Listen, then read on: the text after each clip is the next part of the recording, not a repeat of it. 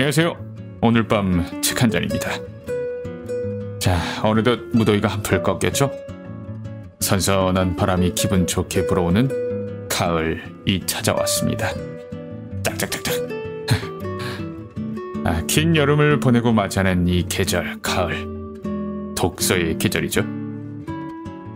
특히 깊어가는 가을밤엔 오늘 밤 책 한 잔과 함께 추리소설을 켜드리면 색다른 즐거움이 될 수 있을 것 같습니다. 오늘은 영국 추리문학의 고전 브라운 신부를 찾아들고 왔습니다. 브라운 신부는 멋진 추리력을 자랑하는 다른 명탐정들과는 살짝 좀 다르죠.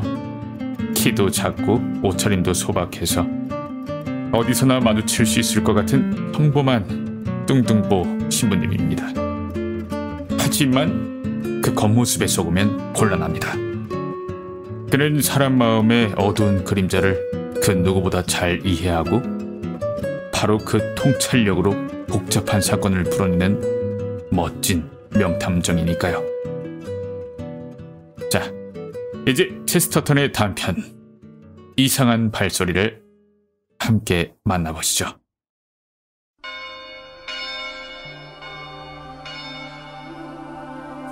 이상한 발소리. 탐정 브라운 신부.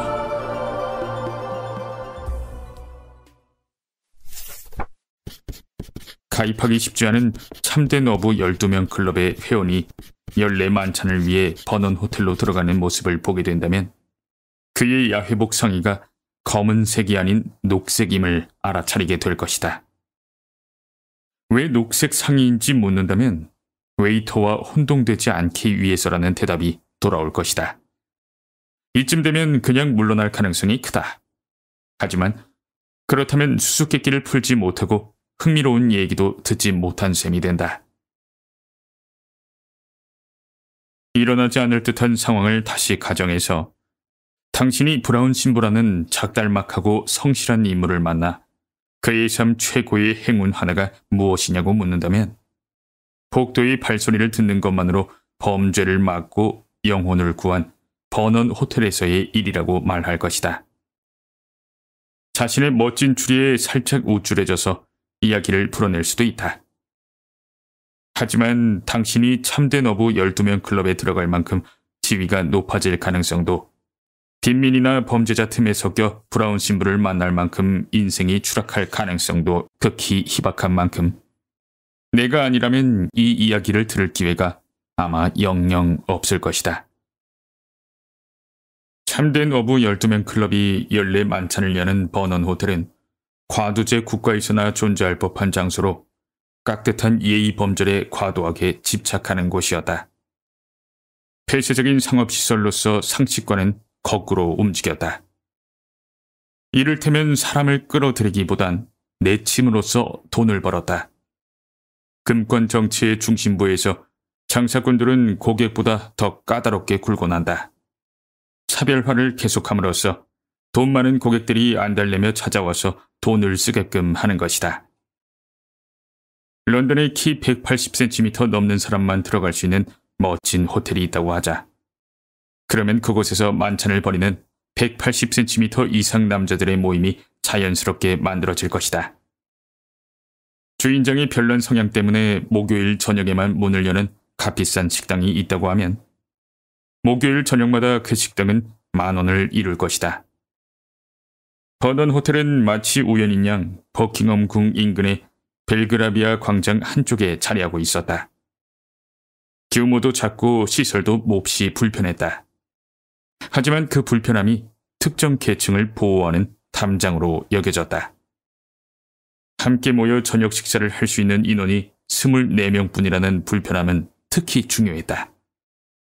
대형 만찬 테이블은 런던에서 가장 오래된 멋진 정원이 내려다보이는 베란다에 놓여 있었다.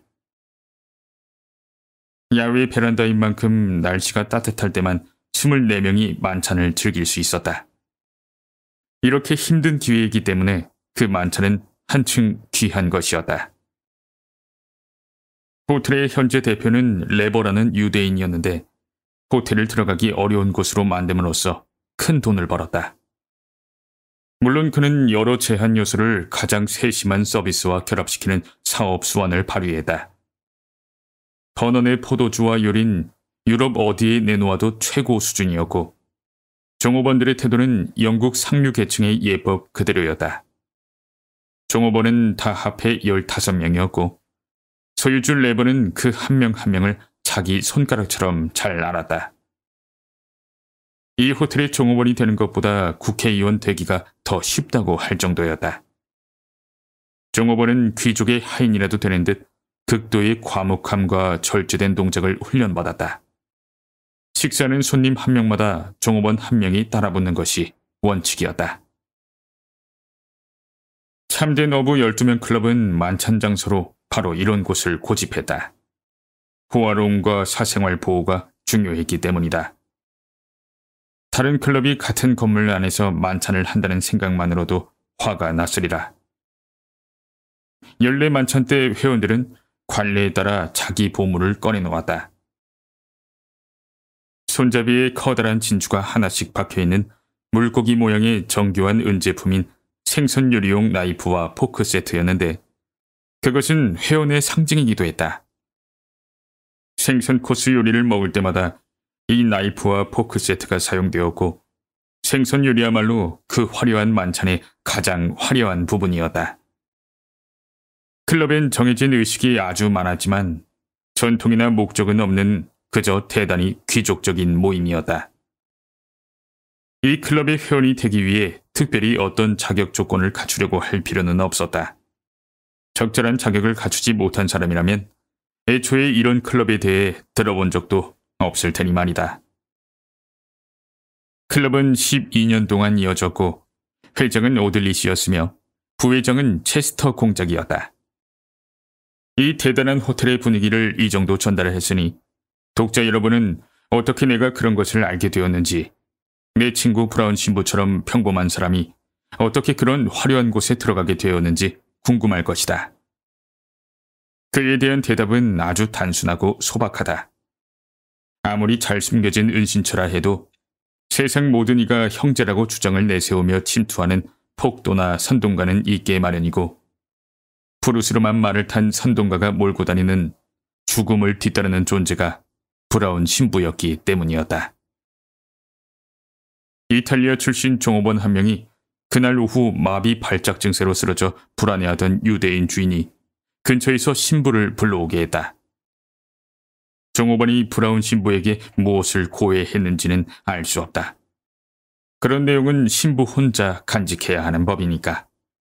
다만 신부는 메시지를 전달하기 위해서였는지 아니면 무언가를 바로잡기 위해서였는지 뭔가를 메모할 필요가 생긴 듯했다. 그리하여 브라운 신부는 아마 버킹엄 궁이라 해도 마찬가지였을 당당한 태도로 빈방과 필기 도구를 요청했다. 레버 대표는 두 가지 사이에서 갈등했다. 일단 그는 친절한 사람이었고 친절함을 꾸며낼 능력도 갖췄으며 괜한 소동을 싫어했다.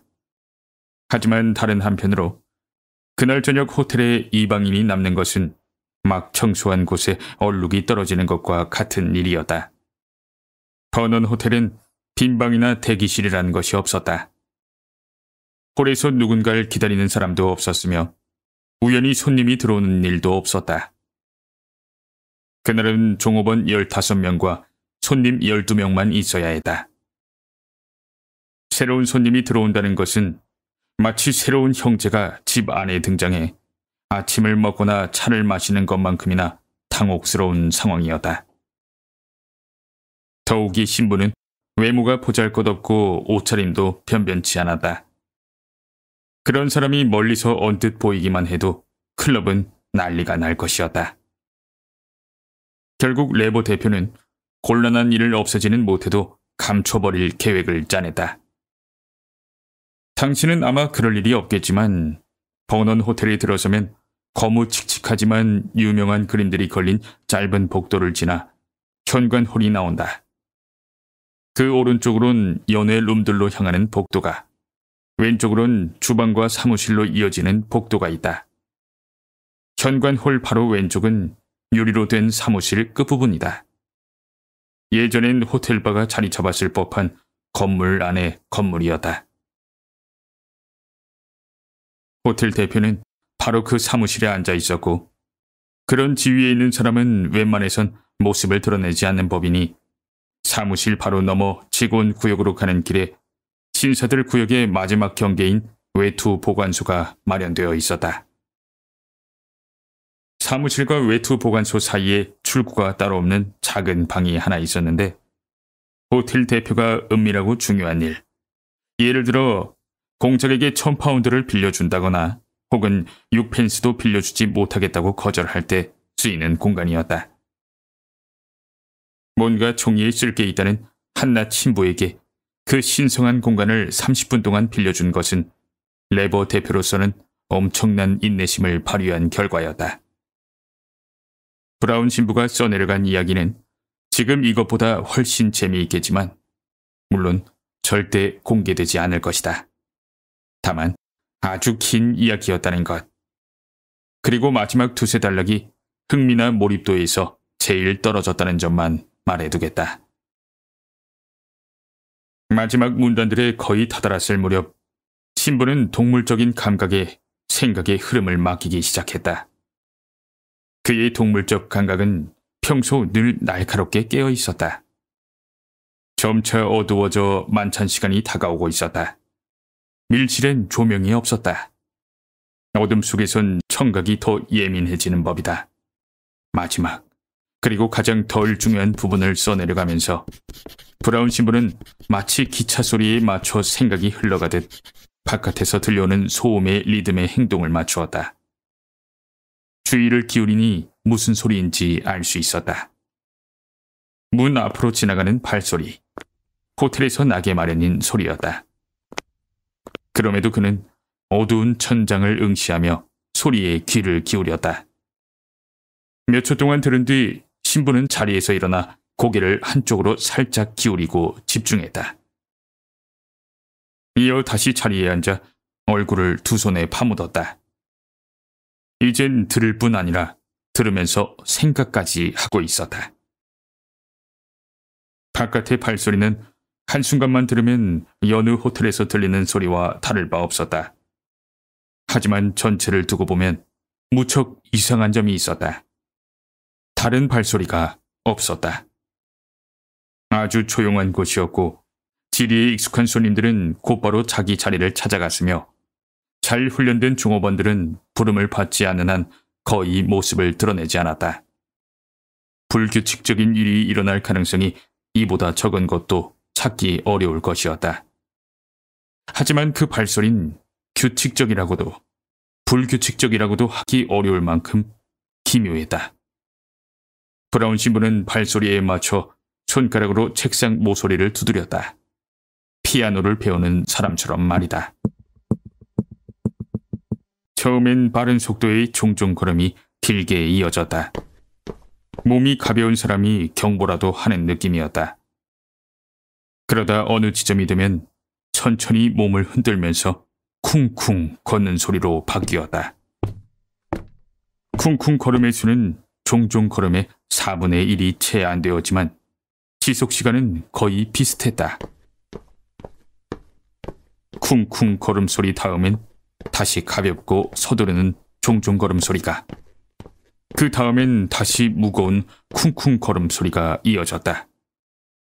같은 신발에서 나는 소리라는 점은 분명했다. 달리 오가는 사람이 없었고 희미하긴 했지만 특정적인 삐걱거리 소리가 났기 때문이었다.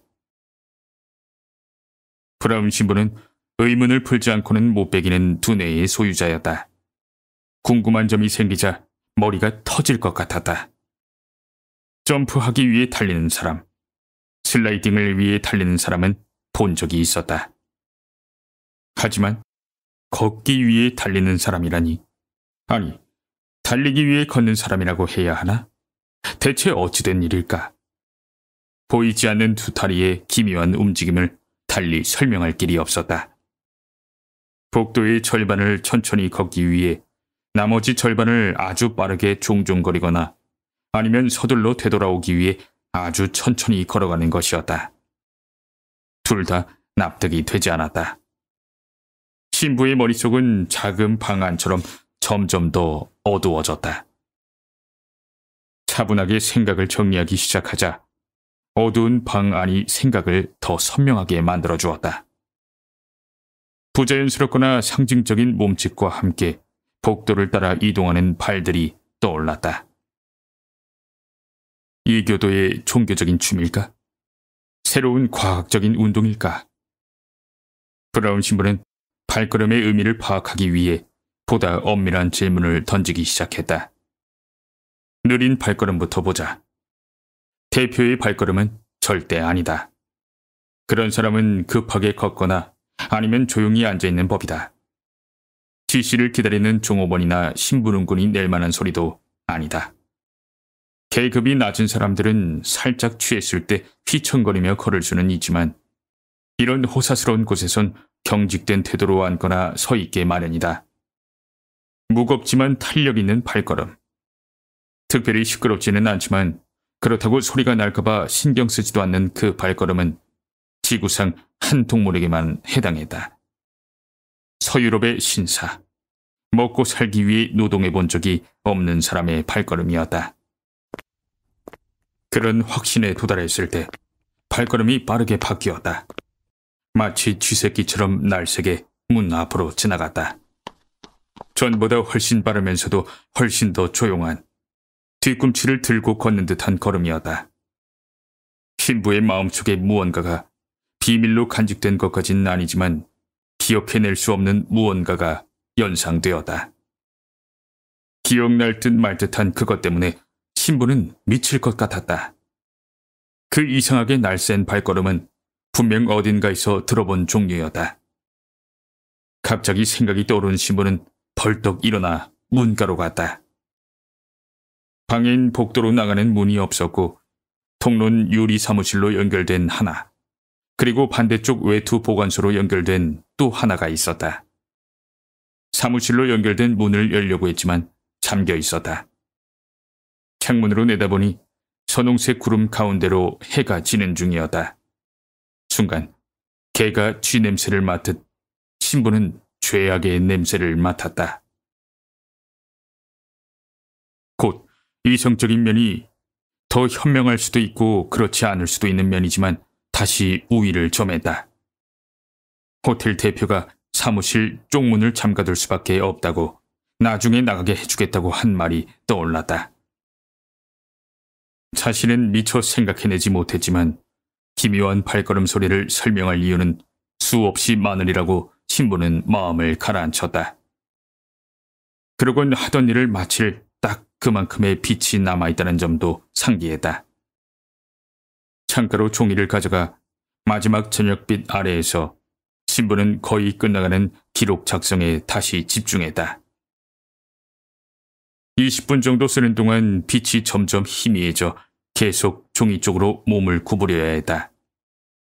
그런데 갑자기 신부가 몸을 일으켜 세웠다.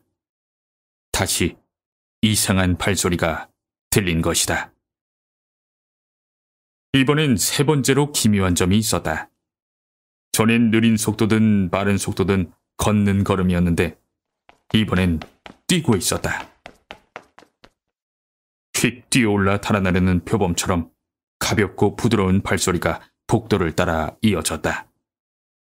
아주 강하고 활동적인 사람이 잔뜩 신난 상태였다.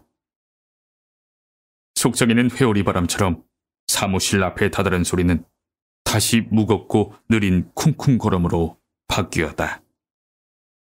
브라운 신부는 종이를 내던지고 닫힌 사무실 쪽문 대신 다른 쪽 외투 보관소로 나갔다. 담당 직원은 마침 자리를 비운 참이었다. 유일한 손님들은 아직 만찬 중이었고 어차피 한가한 자리였으니 말이다.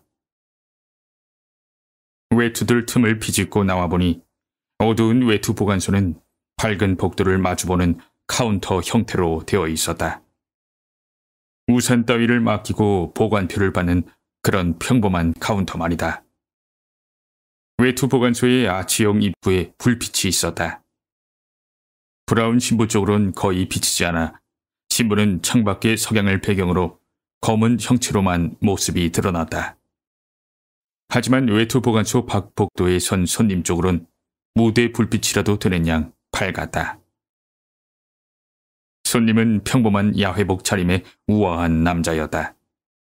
키는 컸지만 몸피는 크지 않아 키 작은 사람들이 잔뜩 몰려 가로막더라도 그림자처럼 빠져나갈 수 있을 듯했다.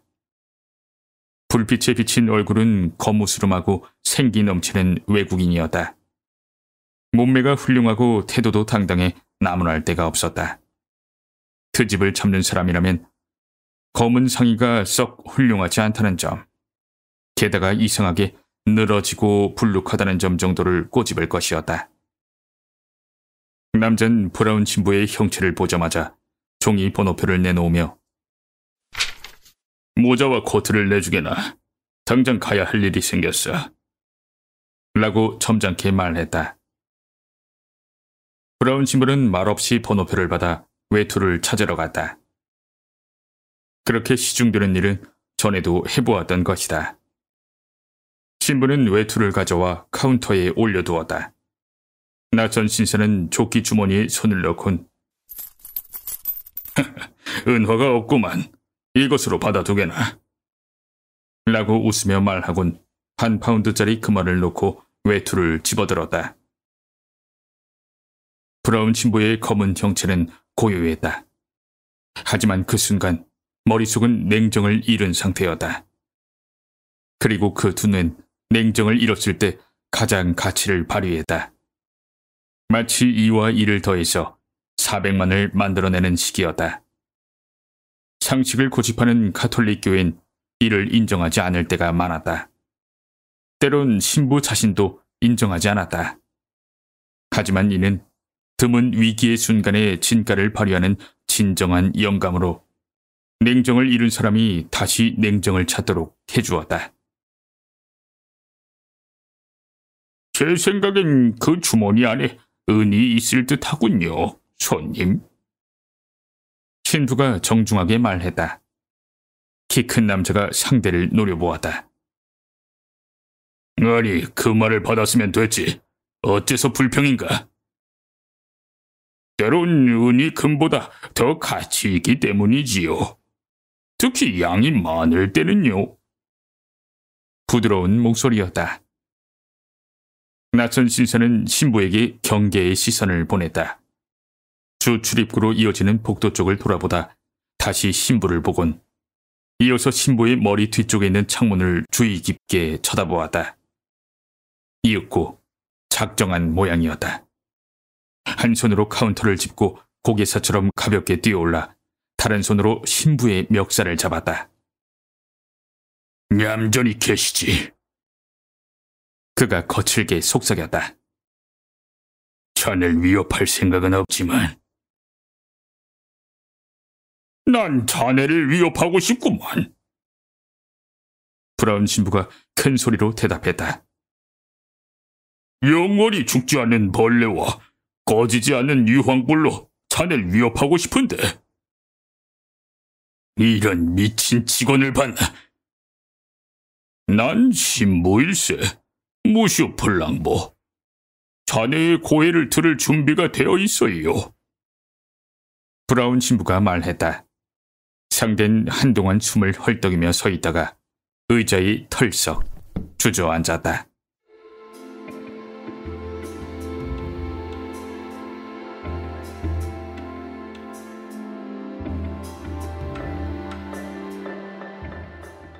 참된 어부 12명 클럽 만찬의 첫 두 코스는 성공적이었다. 난 메뉴를 갖고 있지 않지만 메뉴가 있다 해도 별 도움은 안 되었을 것이다. 요리사들이 만든 프랑스어 메뉴는 프랑스인이 읽어도 생소하기 짝이 없을 테니까 말이다. 이 클럽은 전체 요리를 광기 수준으로 다양하게 준비하는 것이 전통이었다. 전체 요리는 그 만찬, 더 나아가 그 클럽 자체가 그렇듯 아무 쓸모없는 잉여분이라는 의미에서 중요했다. 수프는 가볍고 간소하게 하는 것이 전통이었다. 이어지는 생선 요리의 향연을 위해 절제된 단순함이 필요했던 것이다.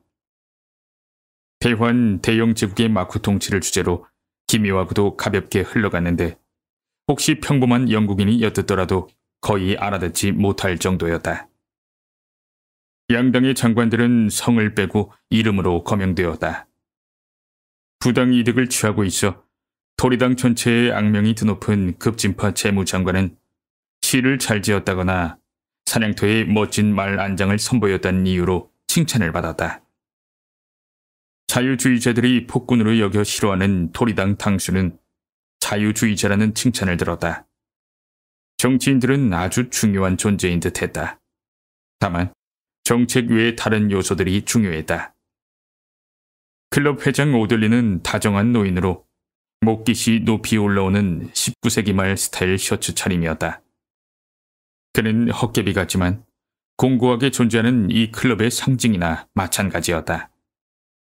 평생 일을 해본 적이 없으니 나쁜 짓도 저지르지 않았다. 일 처리가 빠르지도 않고 특별히 부유하지도 않았다. 그저 그 사람 자체가 전부였다. 어느 쪽 정당도 그를 무시하지 못했다. 원하기만 했다면 입각도 문제 없었을 것이다. 클럽 부회장 체스터 공작은 떠오르는 젊은 정치인이었다.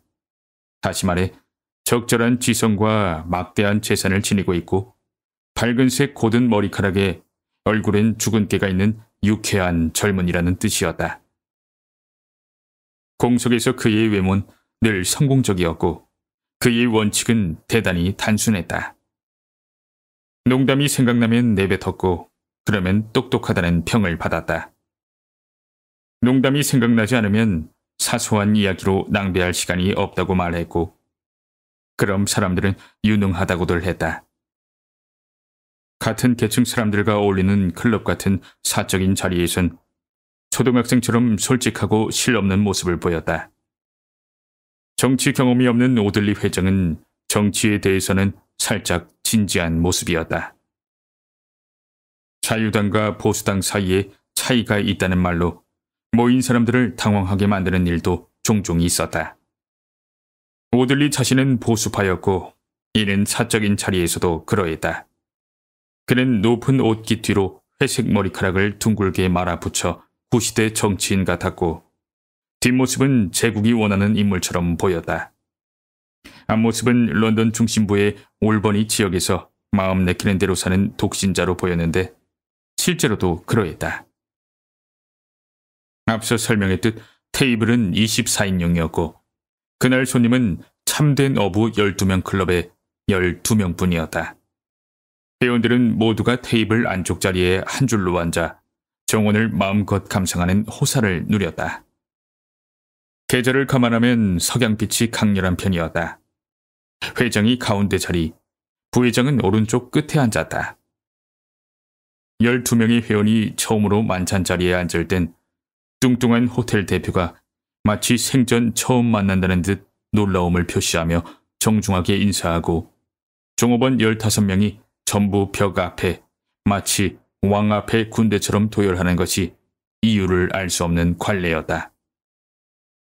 나이프와 포크가 처음으로 부딪히는 소리를 내기 전에 군대는 어느새 사라졌고 한두 명만 남아 침묵 속에서 접시를 치우거나 내려놓으면서 능숙하게 움직였다. 레버 대표는 물론 예법에 맞춰 모습을 감춘 지 오래였다. 다시 그가 등장한다면 이는 과도하고 불필요한 일이 아닐 수 없었다. 하지만 가장 중요한 순서인 생선 요리가 들어올 때면 레버 대표가 만찬을 지휘하고 있음을 알려주듯 그의 성격이나 취향이 드러났다. 성스러운 생선 코스는 거의 웨딩 케이크만큼 큰 괴물 같은 푸딩으로 그 안에 아주 다양한 생선들이 신께서 내려주신 본래의 모습을 잃은 채 뒤섞여 있었다. 회원들은 화려한 생선용 나이프와 포크를 꺼내 마치 푸딩의 한 입 한 입이 그걸 입으로 옮겨주는 은재 포크만큼의 가치가 있다는 듯 진지한 태도로 먹기 시작했다. 아마 정말 그만한 가치가 있었을 것이다. 모두 말없이 생선 요리에 집중했다. 접시가 거의 비었을 때에야 젊은 체스터 공작이 이런 요리는 다른 어디에서도 만들지 못하죠. 라고 의례적인 한마디를 냈다. 다른 어디에서도 말이에요. 오들리 회장이 부회장 쪽을 돌아보며 여러 번 고개를 끄덕였다. 다른 어디에서도 없고 말고요. 카페 앙글레에서도 그 순간 접시가 치워지면서 방해를 받았지만 회장은 곧 하던 말을 생각해냈다. 카페 앙글레에서도 같은 요리를 할 수 있으리라 생각했는데 아유, 전혀 아니었어요. 단연코 아니었단 말씀이에요. 그는 교수형 판결이라도 내리듯 가차없이 고개를 저었다. 맞습니다. 과대평가된 것이죠. 파운드 대령이란 사람이 몇 달 만에 처음으로 입을 뗀다는 표정으로 말했다. 꼭 그렇지는 않습니다. 낙천주의자 체스터 공작이 말을 받았다. 몇 가지는 꽤 괜찮습니다. 비난만 하기엔... 종업원 한 명이 가벼운 걸음으로 움직이다 멈춰섰다. 걸음만큼이나 멈추는 동작도 고요했다. 하지만 주변에서 시중드는 사람이 보이지 않는 기계처럼 부드러운 동작에 평생 익숙해 있는 신사들에겐 이런 의외의 행동이 충격으로 다가왔다. 우리식으로 말하면 마치 의자가 혼자 멀리 달려가는 것처럼 사물세계가 복종하지 않는다는 느낌이라고나 할까. 종업원은 몇 초 동안 손님들을 바라보며 서 있었고 테이블에 앉은 신사들의 얼굴에선 우리 시대의 산물인 낯선 부끄러움이 깊이 배어나왔다. 빈자와 부자 사이의 끔찍한 심연이 인본주의와 결합했다고나 할까. 진짜 옛 귀족이었다면 그 웨이터에게 빈병부터 시작해서 물건을 마구 집어 던지다가 결국 마지막엔 돈을 던져주었을 것이다. 진짜 민주당원이라면 마치 동료처럼 친근하게 무슨 일이냐고 말을 붙였을 것이다. 하지만 이들 현대 금권 정치가들은 가난한 사람이 가까이 있다는 것 자체를 참을 수 없어 했다. 노예로서든 친구로서든 말이다. 그 종업원이 무언가 잘못했다는 것은 그저 멍청하고 당황스러울 뿐이었다. 손님들은 거칠게 굴고 싶지 않았고 은혜를 베풀어야 한다는 것이 거추장스러웠다. 무슨 일이든 어서 끝났으면 하는 마음뿐이었다. 다행히 곧 끝났다. 마비라도 된 듯 몇 초 동안 뻣뻣하게 서 있던 종업원이 돌아서더니 곧 방을 나갔다. 그 종업원이 다시 방에, 더 정확히 문간에 나타났을 땐 다른 종업원과 함께였다. 그는 동료에게 격렬한 몸짓과 함께 귓속말을 하더니 사라졌다. 두 번째 종업원을 남겨두고 사라졌던 그는 다시 세 번째 종업원과 함께 나타났다. 이런 식으로 네 번째 종업원까지 나타났을 때 오들리 회장은 침묵을 깨야 한다고 생각했다. 의장의 망치 대신 긴 기침으로 주먹을 끈 뒤 말을 시작했다. 무셔라는 청년이 버마에서 굉장한 일을 해냈다더군요. 세계 어느 나라도 그러한... 다섯 번째 종업원이 급히 다가와 회장의 귀에 대고 속삭였다. 죄송합니다. 정말 중요한 일이에요. 대표님께서 직접 말씀을 드려도 괜찮을까요? 회장은 당황한 채 몸을 돌렸고 육중한 몸을 재빨리 움직이며 다가오는 레버 대표를 보았다. 걸음걸이는 평소와 같았지만 얼굴은 전혀 아니었다. 구릿빛이었던 얼굴이 누렇게 떠 있었다.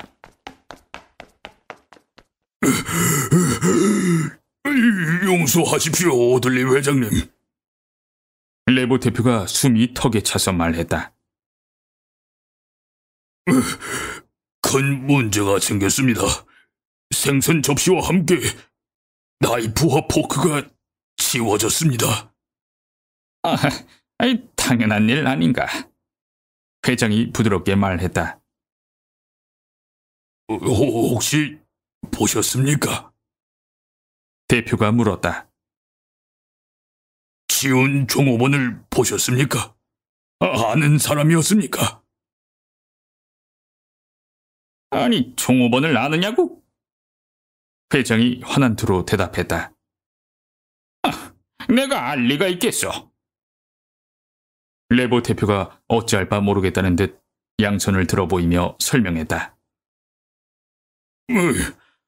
저희 종업원이 아닙니다. 언제 어떻게 여기에 들어왔는지 모르겠습니다.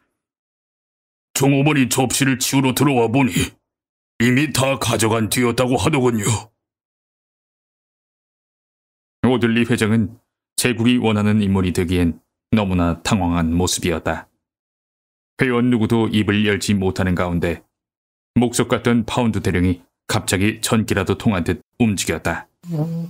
혼자 벌떡 일어나 안경을 쓰곤 말하는 법을 잊은 사람처럼 낮고 거친 목소리로 말했다. 그러니까 누가 우리 은재 나이프와 포크를 훔쳐갔단 말인가? 대표가 다시 한번 양손을 들어 보였다. 그 순간 모든 회원이 자리에서 일어섰다. 당신 종업원들은 다 여기 있습니까? 대령이 여전히 낮고 거친 소리로 물었다. 네, 다들 여기 있습니다. 확인했습니다. 젊은 체스터 공작이 소년 같은 얼굴을 들이밀며 말했다. 늘 들어오면서 세어보거든요. 벽 앞에 일렬로 서 있을 때 모습이 참 기묘했어요. 기억이 확실하지 않을 수도 있네. 오들리 회장이 주저하면서 끼어들었다. 정확히 기억해요. 이곳 종업원은 늘 15명이었습니다. 오늘도 그랬고요. 확실히 말씀드리자면 딱 15명이었습니다. 레보 대표가 충격을 받아 몸을 떨며 공작을 바라보았다. 분명히 15명이었습니까? 네, 평소대로였습니다. 무슨 문제가 있습니까? 아니요. 그럴 수가 없습니다. 종업원 하나가 갑자기 죽어서 위층에 있거든요. 일순간 소름 끼치는 침묵이 흘렀다.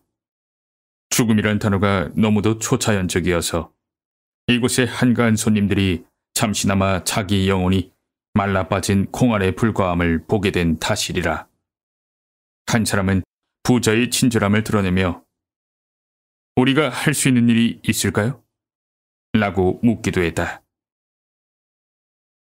이미 신부님이 오셨습니다. 레보 대표가 대답했다. 그러자 운명의 문이 덜컹 닫히듯 모두 자기 자리로 돌아갔다. 몇 초 동안 15번째 종업원이 어쩌면 죽은 사람의 영혼일지 모른다고 생각했던 것이다. 유령은 거지만큼이나 당혹스러운 존재여서 잠시 어안이 벙벙할 수밖에 없었다. 하지만 은재 나이프와 포크를 떠올리자 마법의 주문이 풀렸다. 갑자기 거친 반응이 나오기 시작했다. 대령은 의자를 밀어젖히고 문 쪽으로 걸어갔다. 15번째 종업원이 여기 있다면 그 사람이 도둑입니다. 당장 내려가서 입구와 뒷문을 잠그시오. 그 다음에 얘기합시다. 우리 클럽의 진주 24긴 아주 감나가는 것이오. 오들리 회장은 이렇게 서두르는 것이 신사다운 행동인지 잠시 머뭇거리는 듯 했지만 공작이 젊은이답게 계단을 뛰어내려가는 모습을 보곤 보다 성숙한 동작으로 따라갔다. 그때 6번째 종업원이 방으로 달려와서 생선 요리 접시들은 주방 탁자에서 발견되었는데 은재 나이프와 포크는 없다고 했다. 손님과 종업원들은 서둘러 복도를 지나 두 무리로 갈라졌다. 회원 대부분은 대표를 따라 현관홀로 가서 나간 사람이 없는지 알아보았고 파운드 대령과 회장, 부회장은 직원 구역으로 이어지는 복도로 향했다. 범인이 도망쳤을 가능성이 더 큰 쪽이었다. 일행은 외투 보관소를 지나치면서 어두침침한 한 안쪽에서 검은 옷을 입은 작달막한 남자가 서 있는 모습을 보았다. 거기 자네, 누구 지나가는 사람을 못 보았나? 부회장이 물었다. 종업원으로 보이는 남자가 질문에 답하는 대신 말했다. 찾고 계신 물건을 제가 갖고 있을지도 모르겠군요. 그러곤 모두가 말을 잇고 어리둥절해하는 사이 외투 보관소 뒤쪽으로 가만히 들어가더니 양손 가득 빛나는 은제품을 들고 나와 마치 판매원인 양 카운터 위에 늘어놓았다. 12벌의 화려한 은제 나이프와 포크였다. 이게 지금 무슨 일인가? 대령이 분노하며 말을 시작했다. 하지만 어두운 작은 방 안을 들여다본 뒤 2가지를 깨달았다. 하나는 작달막한 검은 옷 남자가 성직자라는 것이었고, 다른 하나는 남자 뒤쪽 창문이 누군가 그리로 도망친 듯 깨져 있다는 것이었다. 외투 보관소에 맡기기엔 너무 비싼 물건이지요. 그렇지요. 신부가 재미있다는 듯 말했다. 당신이 이걸 훔친 거요? 오들리 회장이 쏘아보며 물었다. 뭐 그렇다 해도 이렇게 다시 돌려드리지 않습니까? 여전히 즐거운 말투였다. 하지만 당신이 아니군요. 대령이 깨진 창문을 바라보며 말했다. 솔직히 말씀드리면 전 아니에요. 신부가 의자에 앉았다. 누가 그랬는지 알고 있군요. 대령이 다시 말했다. 그 사람의 진짜 이름은 저도 몰라요. 하지만 힘이 얼마나 센진 조금 알고 영적 고통에 대해선 꽤 많이 압니다. 육체적인 면은 제 멱살을 잡았을 때 알았고 도덕적인 면은 회개했을 때 알았지요. 회개라고요? 체스터 공작이 너털 웃음을 지었다. 브라운 신부가 자리에서 일어나 뒷짐을 졌다. 참으로 이상한 일이 아닙니까? 부유하고 안락하면서도 신이나 인간을 위해 아무런 결실도 내지 않고 하찮게 사는 사람이 이토록 많은데 도둑놈과 불황자는 회개를 해야 한다니 말이에요. 감히 부탁드리건대 제 영역을 침범하진 말아주세요. 실제로 회개했는지 의심스럽다면 여기 있는 나이프와 포크를 보세요. 참된 어부 12명 클럽의 은제 물고기는 모두 여기 있어요. 하지만 그는 저를 사람 낚는 어부로 만들어줬답니다. 당신이 그 사람을 잡은 겁니까? 대령이 얼굴을 찌푸렸다. 브라운 신부가 대령의 찡그린 얼굴을 바라보았다. 네, 그렇습니다. 보이지 않는 낚싯줄과 낚시바늘로 잡았지요. 그 줄은 그가 세상 끝까지 방황해도 될 만큼 길이가 길지만 언제든 잡아채면 다시 돌아오게 할 수 있어요. 오랜 침묵이 흘렀다. 함께 있던 사람들은 되찾은 은제 나이프와 포크를 동료 회원에게 돌려주기 위해 혹은 레보 대표에게 기이한 상황을 알리기 위해 돌아갔다. 하지만 음울한 얼굴의 대령은 외투 보관소 카운터 한편에 앉아 길고 가는 다리를 흔들면서 검은 콧수염을 물어뜯었다. 마침내 그가 신부에게 가만히 말했다. 그 사람은 아주 똑똑한 게 분명한데 내가 보기엔 더 똑똑한 사람이 있었군요. 똑똑한 친구지요. 하지만 또 다른 사람은 누굴 말하는지 모르겠습니다. 하하, 신부님 말입니다. 대령이 짧게 웃었다. 그저를 감옥에 보낼 생각은 없으니 걱정하지 마십시오.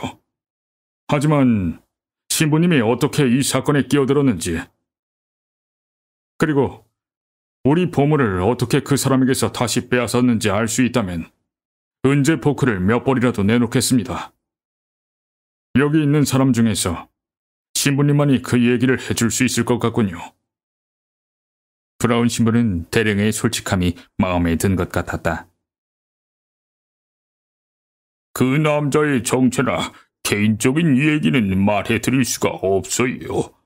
하지만 제가 발견해낸 사실 정도는 말하지 못할 이유가 없겠군요.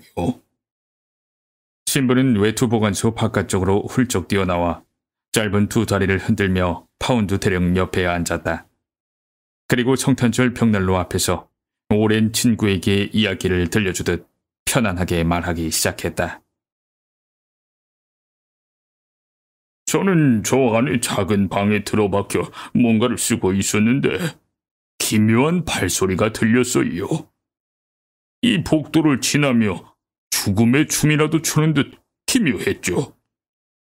처음엔 발끝으로 걷는 듯 빠른 종종 걸음이었다가 다음엔 시가를 문 몸짓 큰 남자처럼 느릿느릿 무심한 걸음이 되었어요. 둘 다 한 사람이 내는 소리였는데 그렇게 뛰듯이 종종 거리는 것과 무겁게 쿵쿵거리는 소리가 교대로 들리더란 말이에요. 무심코 이상하다고만 여기다가 대체 왜 저렇게 두 가지로 걸어야 하는지 궁금해졌어요. 한 가지는 제가 아는 걸음이었어요. 바로 대령님 같은 걸음이죠. 부족한 것 없는 신사가 무언가 기다릴 때 심리적으로 불안해서가 아니라 신체적으로 긴장했을 때 그렇게 걷습니다. 다른 걸음도 알 것 같은데 도무지 생각이 나지 않았어요. 저것처럼 이상하게 발끝으로 걷는 사람이 누굴까? 어디서 만났을까 고민하는데 그릇 부딪히는 소리가 들렸어요. 명쾌하게 답이 나온 셈이죠. 바로 종업원의 걸음걸이였어요. 몸을 앞으로 굽히고 시선은 아래를 향한 채 재킷의 제비꼬리와 냅킨을 휘날리며 발끝이 바닥에 닿을 듯 말 듯하게 걷는 종업원의 걸음 말이에요. 이어서 저는 잠시 생각을 정리했어요. 그러자 마치 제가 범죄를 저지르는 듯 분명하게 그 범죄 방식을 알게 되었지요. 파운드 대령은 신부를 응시했지만 신부의 부드러운 회색 눈은 멍하니 천장에 못 박혀 있었다. 범죄는 예술 작품과 다를 것이 없어요. 놀라지 마세요. 지옥 같은 작업실에서 나오는 예술이 물론 범죄만은 아니지요. 하지만 성스럽든 악마적이든 모든 예술 작품들은 꼭 한 가지 특징이 있어요. 아무리 복잡해 보여도 그 핵심은 단순하다는 것이에요. 자, 햄릿을 예로 들어볼까요? 무덤 파는 사람의 기괴함, 미친 소녀의 꽃, 간신배 오스릭의 화려한 의상, 귀신의 파리한 모습, 해골의 미소 등은 검은 옷을 입은 한 남자의 비극적인 형상 주변에 뒤엉킨 장식물들에 불과해요. 그러고 보니 브라운 신부가 미소를 띠며 자리에서 천천히 일어났다. 이번 사건 역시 검은 옷을 입은 남자의 단순한 비극이라고 할 수 있지요. 이번 사건은 모두 검은 옷 주변에서 일어난 것이에요. 여기서도 햄릿에서처럼 필요 이상의 화려한 주변 인물들, 그러니까 신사 여러분이 등장하지요. 그리고 죽은 종업원이 있어요. 있을 수 없는 자리에 그가 있던 거지요. 값비싼 은재 나이프와 포크를 모두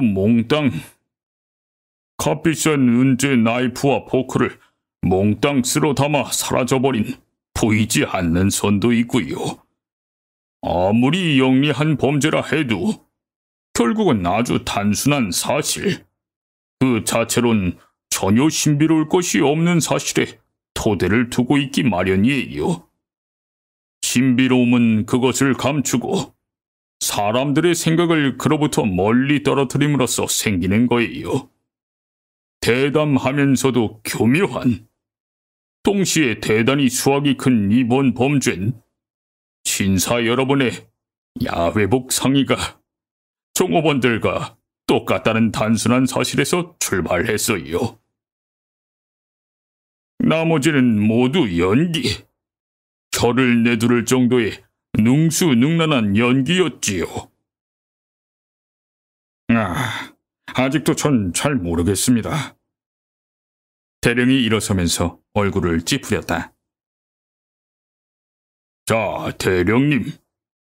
여러분의 식기를 훔친 대담한 악당은 불이 훤히 켜져 있고 모두가 지켜보는 이 복도를 20번이나 왔다 갔다 했어요. 어두운 구석으로 가거나 몸을 숨겨서 오히려 의심받게 되는 상황을 만들지 않았지요. 밝은 복도로만 다녔고 어디서나 거기 마땅히 있을 사람으로 보였던 것이에요. 생김새가 어떠냐고 제게 묻지 마십시오. 오늘 밤 대령님이 67번은 직접 보셨을 테니까요. 대령님은 다른 신사분들과 함께 복도 끝 테라스가 있는 방에 앉아 계셨어요. 손님들 틈에서 그는 고개를 숙이고 냅킨을 휘날리면서 종업원처럼 가볍게 종종 걸음을 걸었습니다. 그렇게 테라스의 테이블로 가선 식탁보를 매만지거나 하고 되돌아 나와서 사무실과 종업원 구역이 가까워지면 완전히 다른 사람이 되었죠. 자세 하나, 몸짓 하나까지 손색 없는 신사가 되어 직원들과 다른 종업원들의 시선을 피했어요. 무심한 듯 오만한 모습으로 하인들 사이를 어슬렁거리는 신사의 모습은 종업원들에겐 무척 익숙하지요. 만찬장에서 나온 손님 하나가 사방을 어슬렁거리는 것은 동물원에 동물이 있는 것만큼이나 자연스러웠을 겁니다. 마음 내키는 대로 아무데나 걷는 습관만큼 최상류 계층의 특징을 잘 보여주는 것도 없어요. 어슬렁거리며 걷다가 실증이 나면 뒤돌아서 사무실 앞을 다시 지나갔어요. 아치형 천장의 그림자를 통과하면서 마법이라도 부린 듯 굽실거리는 종업원으로 변신하여 종종 걸음으로 클럽 회원들에게 달려갔습니다. 신사들은 어차피 곁눈질로도 종업원을 보지 않으니까요. 마찬가지로 상류층 신사가 복도를 걸어 다닌다고 해서 수상하게 여기는 종업원도 없어요. 한두 번은 세련된 연기도 섞어 넣었답니다. 레보 대표의 구역으로 가서 목이 마르다며 소다수를 달라고 외쳤지요. 자기가 가져가겠다고 다정하게 말하며 잔을 들고 움직였습니다. 신사들 테이블 근처에선 물잔을 들고 움직이는 모습은 영락없는 종업원이었어요.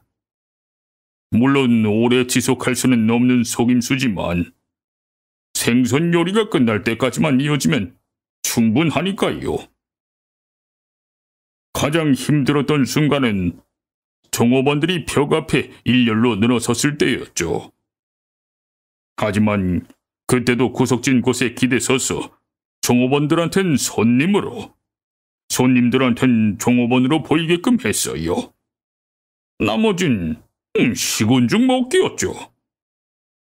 테이블에서 조금 떨어져 서 있는 그의 모습을 종업원이 보았다면 대화에 끼이기 귀찮은 귀족나리로 여겼을 거예요.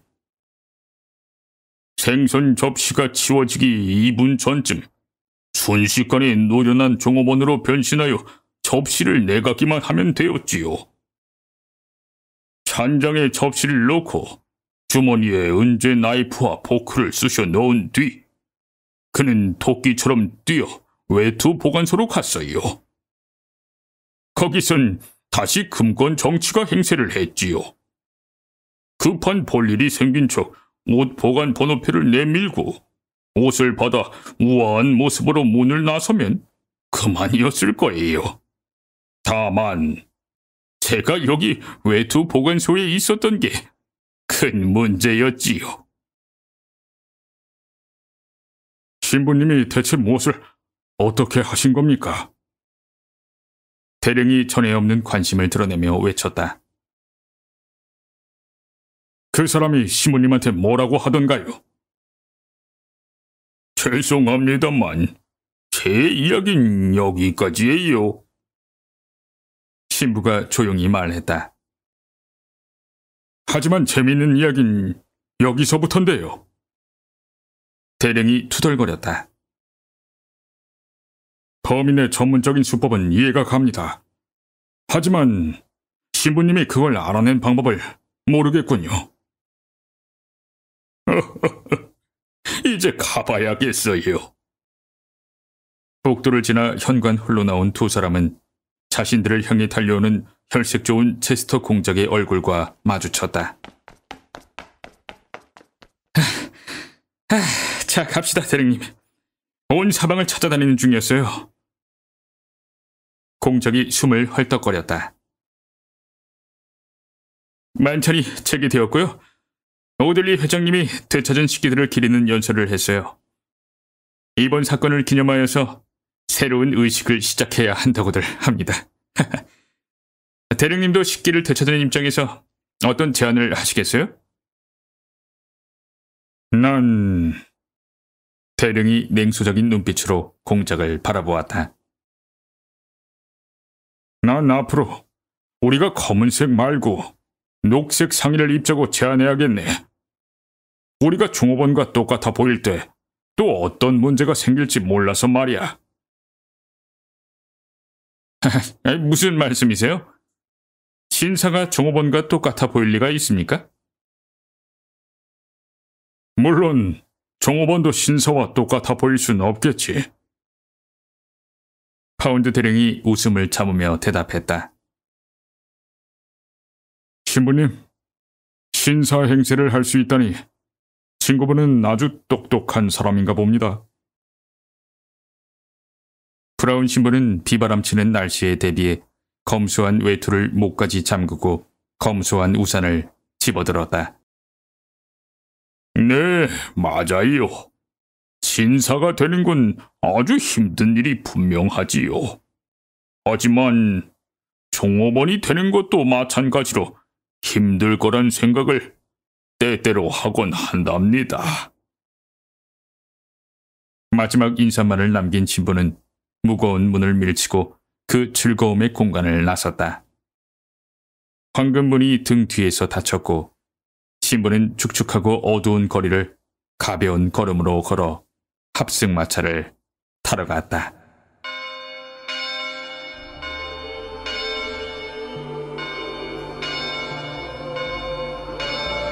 탐정 브라운 신부. 이상한 발소리. 오늘 밤 책 한 잔.